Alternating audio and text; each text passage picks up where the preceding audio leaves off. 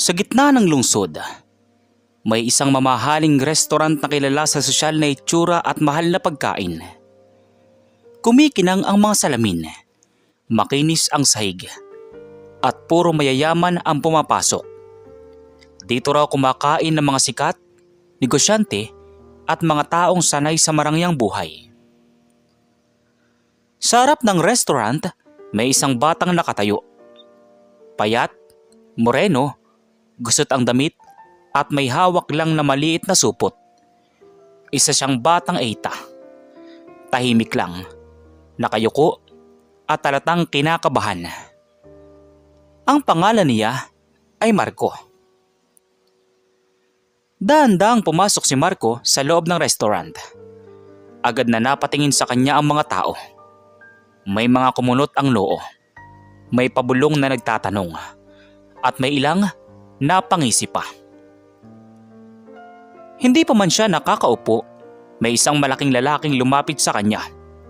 Matipuno, seryoso ang muka at talatang sanay na manita.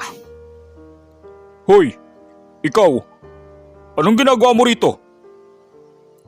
Nagulat si Marco. Napaatras siya ng kaunti pero hindi siya tumakbo. Mahinahon niyang hinarap ang lalaki. Ginoo, nais ko lamang po sanang kumain. Meron po akong pambayad. Napahalakhak ang ilang customer. Parang hindi sila makapaniwala sa narinig nila. Si Marcel, ang manager ng restaurant, ay tiningnan si Marco mula ulo hanggang paa. Pambayad? Sa itsura mong yan. Hoy bata, hindi ito karinderiya. Restaurant ito. Para sa may pera, hindi para sa kagaya mo. Namula mukha ni Marco. Ramdam niya ang bigat na mga matang nakatingin sa kanya. Pero pinilit niyang tumuwid at tuminga ng malalim. Hindi po ba sapat na ako isang tao na may karapatang kumain? Sandaling natahimik ang paligid. Pero agad din itong napalitan ng pangmamaliit. Karapatan? Huwag ka na magsalita ng kung ano-ano. Lumabas ka rito bago kita ipatapon sa guard. Lumapit ang ilang waiter. Tila handang itaboy ang binata. Sa isang sulok, may isang matandang lalaki na nakaupo. Tahimik lang siya pero matalim ang mga mata. Siya si Cristobal. Marcel, hindi ba't sobra naman yata ang ginagawa mo? Saglit na napatingin si Marcel kay Cristobal. Pero agad ding bumalik ang tapang sa kanya muka. Sir Cristobal, negosyo po ito. Masisira ang imahe ng restaurant kung papapasukin namin ng ganyang tao. Tahimik si Marco. Yumuko siya. Hindi dahil duwag siya, kundi dahil ayaw niyang makipagtalo. Naunawaan ko po. Ako na po ang lalabas. Kalmadong sabi ni Marco. Biglang may babaeng customer ang nagsalita. Buti nga, ang baho-baho niya. Nakakasira ng gana. Dahil doon ay tumawa ang ilan. Parang may kutsilyong dumaan sa dibdib ni Marco sa bawat talakhak. Dahan-dahan siyang naglakad palabas ng restaurant. Paglabas niya, huminto siya sandali. Huminga ng malalim. Tumingala siya sa langit, parang may kinakausap na hindi nakikita. Salamat po sa aral. Mahina niyang sabi. Sa loob ng restaurant, balik na sa pagkain ng mga tao. Akala nila tapos na ang eksena. Pero nagkakamali sila. Sa labas, may biglang umingay. Isang makinang na pulang Ferrari ang huminto mismo sa harap ng restaurant. Kumislap ang mata ng mga tao. May bumukas na pinto. Unti-unting lumabas ang driver. Naka-Amerikana, maayos ang buhok at mukhang profesional.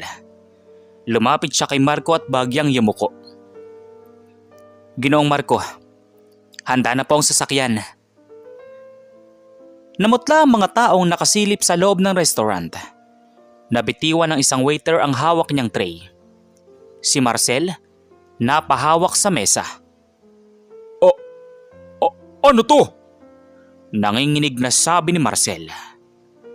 Dahan-dahang tumango si Marco. Wala pa ring yabang sa kanyang muka. Tara na po. Umalis na po tayo. Wika ni Marco.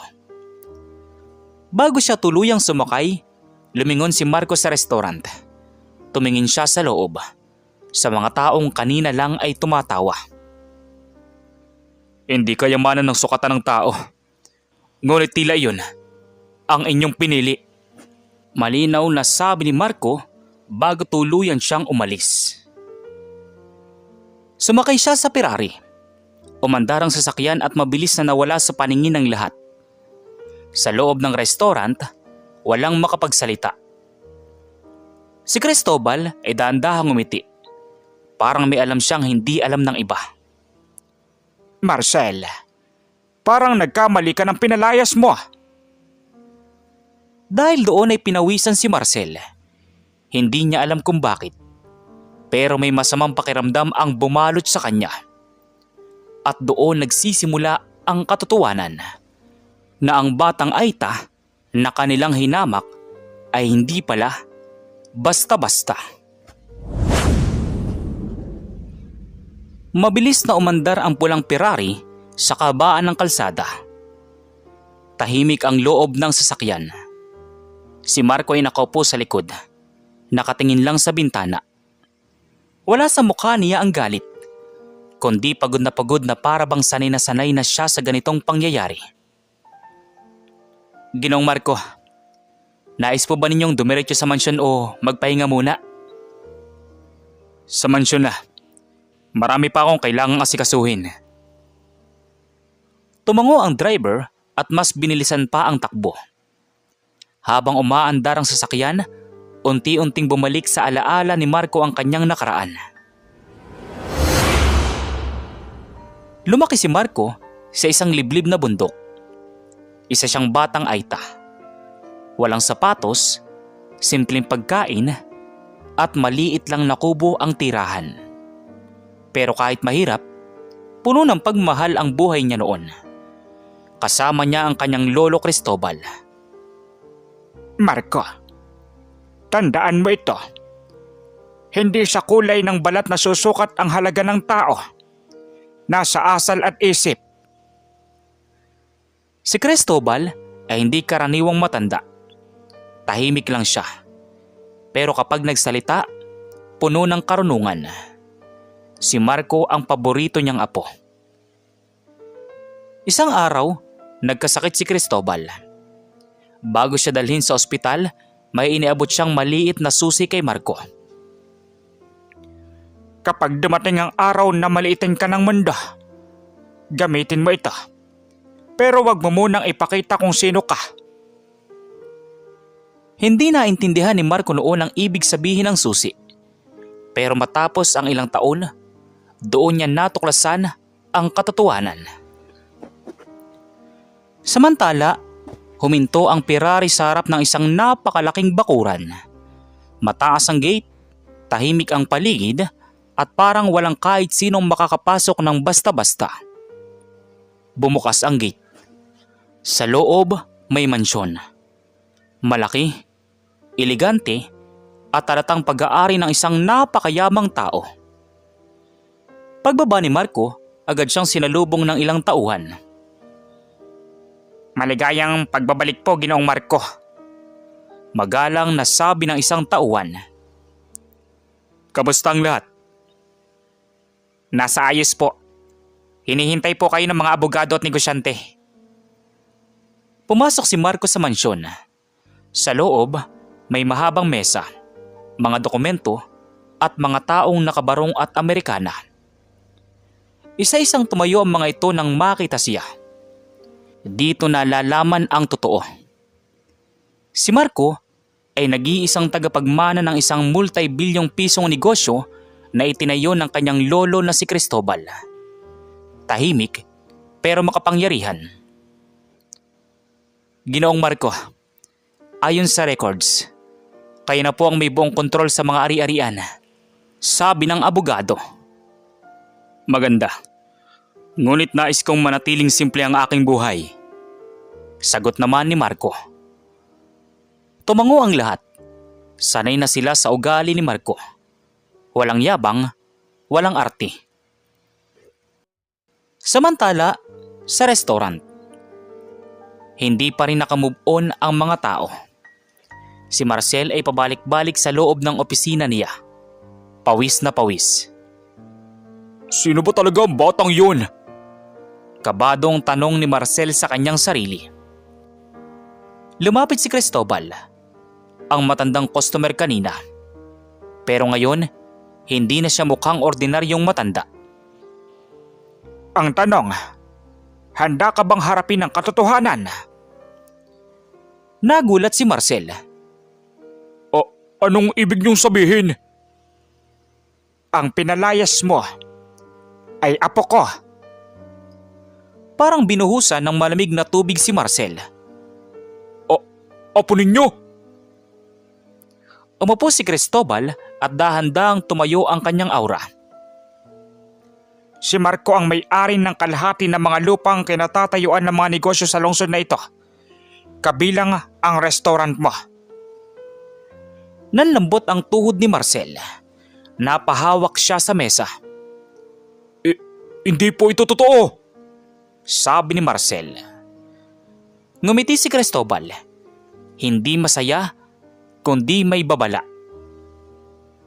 Ang pinakamalaking pagkakamali mo ay hindi ang pagpapalayas sa kanya, kundi ang pangusga. Sa labas ng restaurant, may isang lalaki na kanina lang ay tahimik ding nanonood. Si Marvin.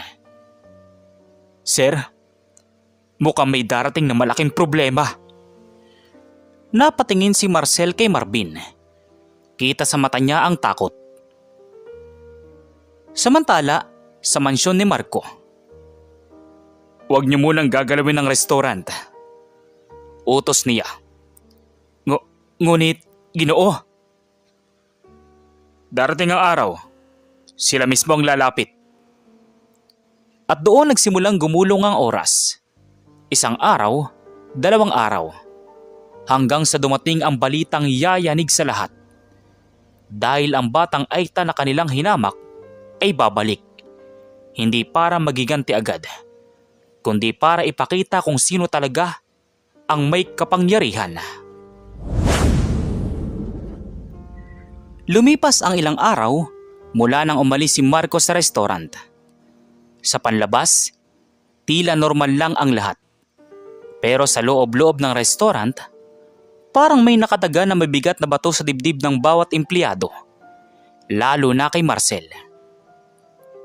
Mula manager na palasigaw, naging tahimik siya. Madalas nakatitig lang sa pinto. Parang may hinihintay o kinatatakutan. Marvin, may balita ka ba tungkol dun sa bata? Wala pa, sir. Pero ang alam ko, seryosong sinabi ni Sir Cristobal. Napahawak sa ulo si Marcel. Hindi pwedeng totoo yun. Isang batang Aita, may-ari ng kalahati ng lungsod. Imposible. Pero sa bawat araw na lumilipas, mas dumarami ang balitang kumakalat sa mundo ng negosyo. Isang umaga, may dumating na liham. May tatak ng isang malaking law firm. Pagbasa ni Marcel, nanginginig ang kamay niya. Ipinababatid sa inyo na ang lupang kinatatayuan ng inyong restaurant ay nasa ilalim ng pagsusuri ng bagong may-ari. Ano to? Totoo ba to? Dahil doon ay napaupo siya. Ito na. Totoo nga. Mabilis siyang tumayo at nagdesisyon. Samantala, sa mansyon ni Marco. Tahimik ang mansyon, pero abala ang loob. May mga meeting, dokumento at tawag sa telepono. Sa gitna ng lahat, kalmado pa rin si Marco. Nakatayo siya sa harap ng malaking bintana. Hindi kailanman naging layunin ng yaman ang manakit, sabi niya sa kanyang sarili. Lumapit ang abogado. Ginoong Marco, humihiling po ng appointment si Marcel, ang manager ng restaurant, sabi ng abogado. Sandaling natahimik ang silid. Sige, papuntahin mo siya bukas. Nagulat ang abogado. Sigurado po ba kayo, sir? Oo. Ang tunay na lakas, marunong makinig. Dumating si Marcel sa mansyon kinabukasan. Hindi na siya yung manager na mayabang. Gusot ang Amerikana, pawisan, at halatang hindi nakatulog. Sa unang pagkakataon, siya ang kinakabahan. Pinasok siya sa isang malawak na silid. Sa gitna nito, nakaupo si Marco. Tahimik, diretso ang tingin. Ginoong Marco? Nanginginig na sabi ni Marcel.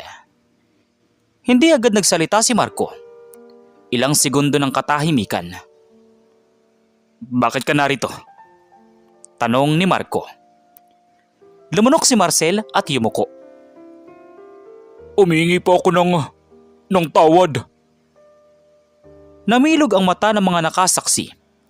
Hindi nila inaasahan na maririnig iyon mula sa isang tulad ni Marcel. Naging bulag po ako sa pera at itsura.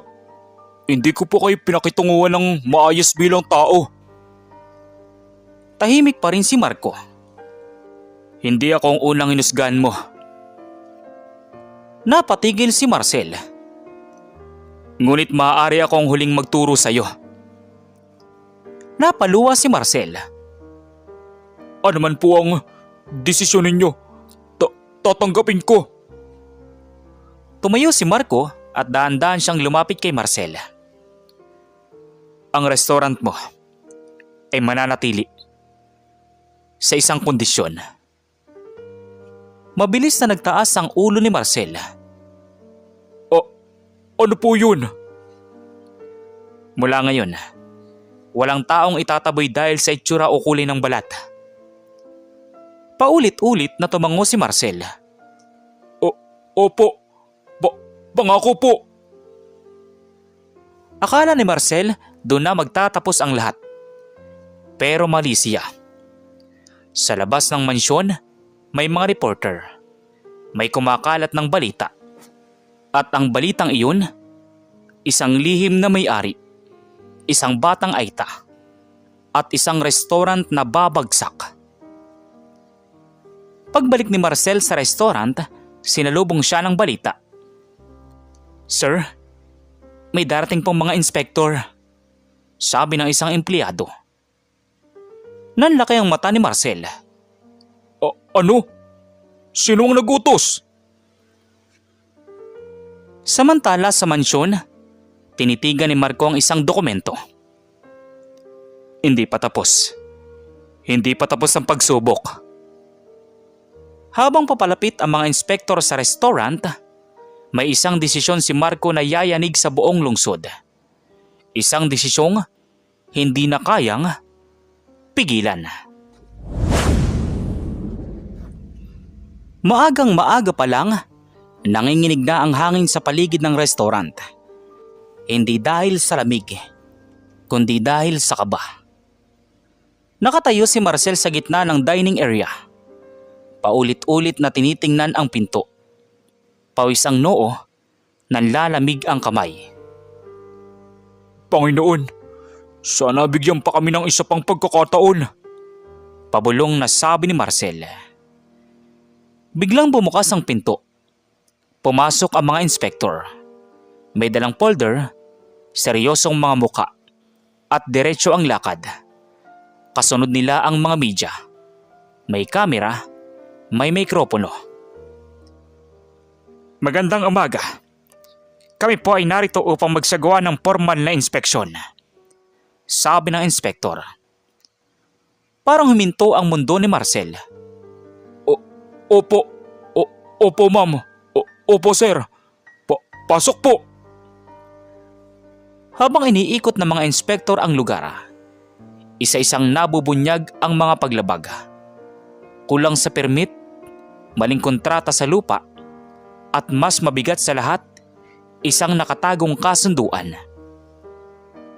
Ang kontratang ito, peke, sabi ng isang babaeng inspektor. Dahil doon ay nanginig ang tuhod ni Marcel. Hindi po, hindi ko alam yon. Sa gitna ng kaguluhan, dumating ang isang itim na sasakyan.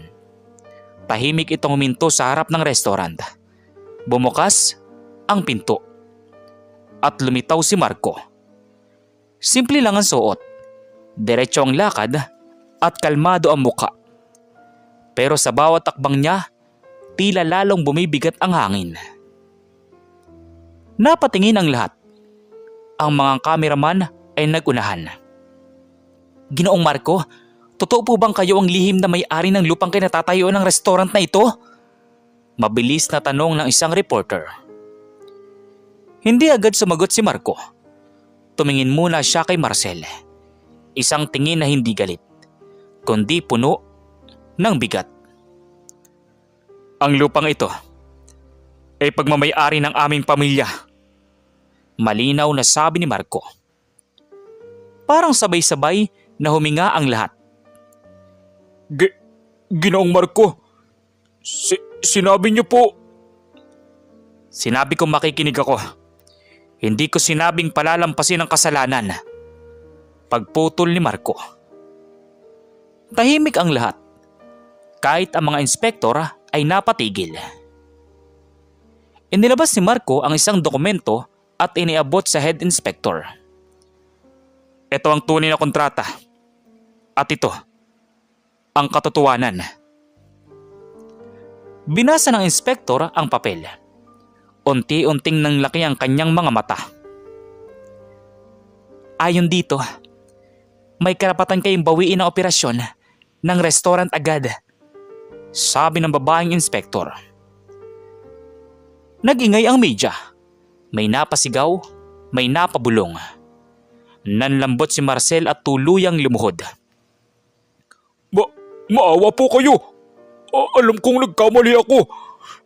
Pero may mga empleyado. May pamilya sila. Sandaling pumikit si Marco. Ang awa ay may kapalit na pananagutan. Lumapit si Cristobal, ang matandang matagal ng tahimik. Marco, tandaan mong itinuro ko sa iyo. Dumilat si Marco. Huminga siya ng malalim. Hindi ko isasara ang restaurant. Malinaw na sabi ni Marco. Nagulat ang lahat. Ngunit hindi na ito magiging katulad ng dati. Dugtong pa ni Marco. Tumayo si Marcel, umaasang muli. Ano po ang ibig niyong sabihin? Tumingin si Marco sa media, sa mga customer at sa mga empleyado. Mula ngayon, ang restaurant na ito ay mapupunta sa ilalim ng isang bagong pamamalakad. Tahimik ang paligid. Pupunta rito ang sinuman, mayaman o mahirap, at igagalang bilang tao, sabi ni Marco. Dahil doon ay napaluwa ang ilang empleyado. At ikaw Marcel, mananatili ka, hindi bilang manager, kundi bilang isang taong magsisimulang muli. Parang binuhusan ng liwanag ang madilim na silid. Salamat. Hindi ko po sasayangin, sabi ni Marcel. Humarap si Marco sa media. Hindi ako yumaman para maliitin ang mahirap. Yumaman ako upang ipaalala na pare-pareho tayong tao. Direktang sabi ni Marco. Palakpakan ang mga nakarinig. May tumulo ang luha. May napayuko sa labis na hiya. Umalis si Marco sa gitna ng mga kamera. Tahimik Simple at buo ang paninindigan. Ngunit hindi pa ito ang wakas.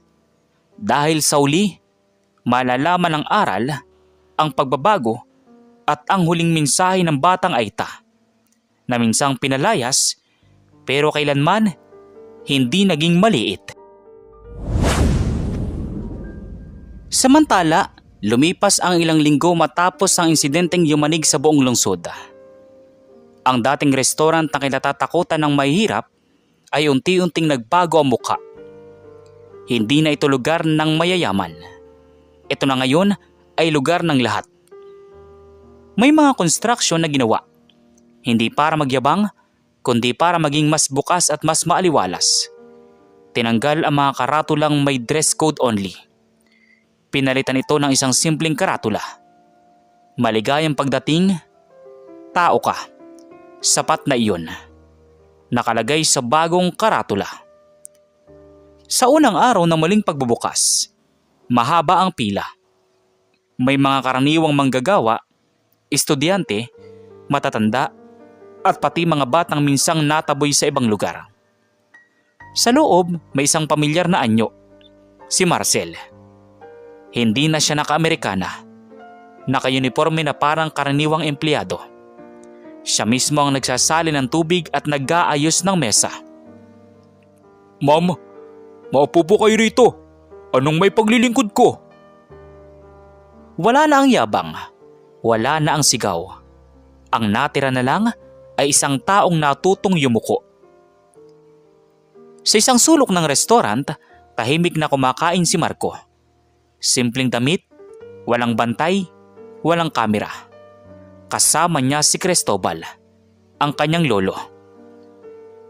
Nakikita mo ba, Apo? Minsan, kailangan talagang masaktan muna ang tao para matuto. Opo lolo. Ngunit mas mabuti pa rin ipaalala kaysa ipahiya. Ngumiti si Cristobal. Kita sa mata niya ang pagmamalaki. Lumapit si Marcel. Nanginginig pa rin ng kamay niya. Pero buo na ang loob. Ginoong Marco, salamat po. Hindi dahil iniligtas niya ang restaurant, kundi dahil iniligtas niya ako sa sarili kong kayabangan. Tumingin si Marcos sa kanya at bagyang ngumiti. Ang tunay na pagbabago, nagsisimula sa pag-amin. Uwi ka ni Marco. Sa labas ng restaurant, may mga batang Aita na naglalakad. Napatingin sila sa loob. Tila nag-aalangan pumasok. Napansin niyo ni Marco. Tumayo siya at lumapit sa pintuan. Halina kayo! Huwag kayong matakot! Magiliw na sabi ni Marco sa mga bata. Nagkatinginan ang mga bata. Unti-unti silang pumasok. Pwede po ba kami rito? Mahinang tanong ng bata. Higit pa sa pwede. Karapat dapat kayo dito. Tara na, pumasok na kayo. Tumulo ang luha ng ilang nakasaksi. Ang eksenang dati puno ng pangmamaliit ay napalitan ng pagtanggap. Kinagabihan, kumalat sa social media ang balita. Hindi dahil sa yaman ni Marco, kundi dahil sa ginawa niya. Batang Aita, binago ang isang restaurant at puso ng maraming tao. Kalat sa social media. May nagtanong sa isang panayam, Ginoong Marco, bakit niyo piniling manahimik noon kahit kaya niyong ipakitang yaman ninyo? Tanong ng reporter. Dahil ang taong marunong rumespeto, kahit hindi mo siya takutin, ay tunay na tao. Tahimik ang mga nakinig. Walang palakpakan. Walang sigawan. Lahat ay tumimo. Pag-uwi ni Marco sa bundok, binalikan niya ang lugar na kanyang kinlakihan. Ang dating munting kubo, nariyan pa rin. Lumuhod siya sa lupa. Hindi ko po kinalimutan kung saan ako nanggaling.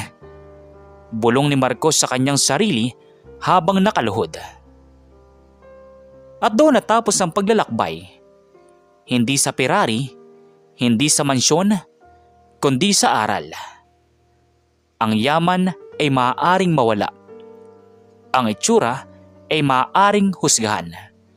Ngunit ang dangal ng tao, kapag totoo, hinding-hindi kailanman maliit. Ang kwento ng batang Aita na pinalaya sa isang mamahaling restaurant ay malinaw na salamin ng realidad sa lipunan, kung saan madalas sinuhusga ng tao base sa itsura, kulay ng balat at estado sa buhay. Ipinapakita ng kwentong ito na hindi lahat ng mukhang mahirap ay maliit at hindi lahat ng mukhang mayaman ay may tunay na dangal. Ang unang aral na makukuha rito ay huwag mangusga ng kapwa. Si Marco ay tiningnan bilang marumi, walang pera at hindi karapat-dapat pumasok sa isang sosyal na lugar. Ngunit sa bandang huli, siya pala ang tunay na may kapangyarihan. Hindi lamang sa pera, kundi sa ugali at pag-iisip. Ipinapakita nito na ang pangusga ng hindi kilala ang buong pagkatao ng isang tao ay maaaring humantong sa kahihiyan at pagsisisi. Ikalawang aral ng kwento ay ang tunay na kayamanan ay nasa asal, hindi sa ari-arian. Bagamat sobrang yaman ni Marco, pinili niyang mamuhay ng simple. Hindi niya ginamit ang pera para gumanti agad o mang-api. Sa halip, ginamit niya ito bilang kasangkapan para magturo ng leksyon at magbigay ng pagkakataon sa pagbabago. Dito makikita na ang taong tunay na mayaman ay marunong magpigil, mag-isip at umunawa. Ikatlong mahalagang aral ay ang kapangyarihan ay may kaakibat na pananagutan. May kakayahan si Marco na ipasara ang restaurant at wasakin ang kabuhayan ng marami. Ngunit pinili niyang protektahan ang mga inosenteng empleyado at bigyan ng pagkakataon ang nagkamali. Ipinapakita nito na ang tamang paggamit ng kapangyarihan ay hindi para sa pansariling galit, kundi para sa ikabubuti ng mas nakararami. Isa ring mahalagang aral sa kwento ang kahalagahan ng pagpapakumbaba at pagsisisi. Si Marcel, na dating mapangmata at abusado, ay natutong yumuko at tanggapin ang kanyang pagkakamali. Ipinapakita ng kwento na ang tao ay may kakayahang magbago kapag handang aminin ang pagkukulang at matutong rumispeto sa kapwa. Sa uli, ipinapaalala ng kwento na lahat ng tao ay may dangal, mahirap man o mayaman, bata man o matanda. Walang sino man ang dapat maliitin.